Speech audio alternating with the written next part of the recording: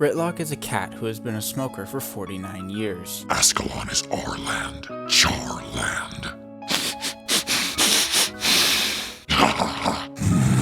Rytlock is down. Revive him. Rytlock is a mix between a tank and an assassin, making him brain dead OP.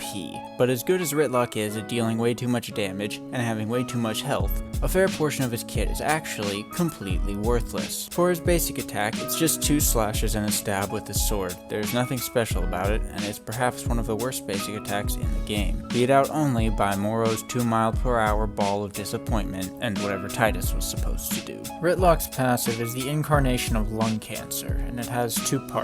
The first part is, your auto attacks apply a burn DOT that does absolutely nothing. The second part is, after getting hit with CC, you become immune to the next CC to hit you, so every other crowd control effect is just ignored completely. Rytlock's survival skill is just a roll like most other people, but it makes you CC and damage immune and goes further than all the other rolls while costing the same amount of stamina, because NCSoft was clearly smoking crack when they tried to balance these things. Rytlock's first skill is called to jump, and it makes you do to jump.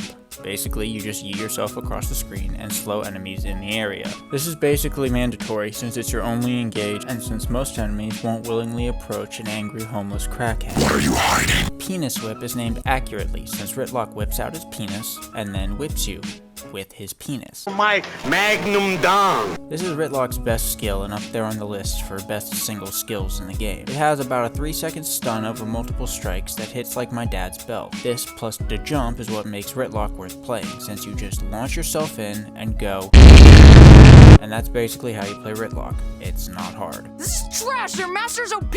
However, in order to stay consistent with each master having 4 skills, NCSoft deemed it necessary to give him 2 more. So now we will get into the weird skills that nobody talks about.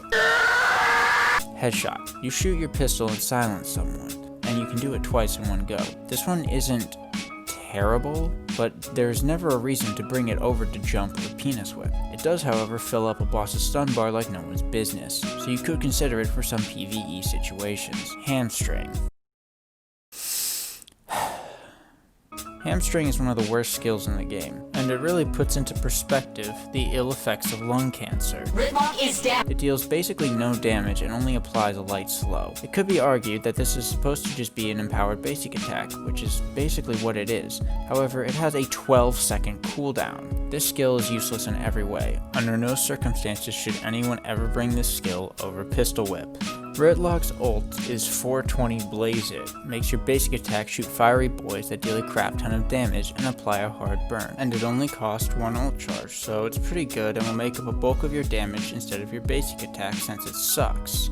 For augments, you will take attack damage, but you have an option for burn time for your passive, or overheat, because melee characters used to overheat for some reason. Remember that? That was a fun time. For nodes, you want flat damage and skill power, or you could even replace it with cooldown reduction. Then, either straight defense or CC reduction, because 30% CC reduction is going to make your dumb passive that much dumber. Strategy is pretty straightforward. Press Q, press E, don't bring hamstring. When fighting against Rytlock, there isn't much you can do since there is no easy solution for curing lung cancer. Now you know how to play on easy mode, and you too can use the MXM equivalent of Darius the next time you hop on to the most played game of 2020. Rytlock is down. Revive him. I'll see you all when we die.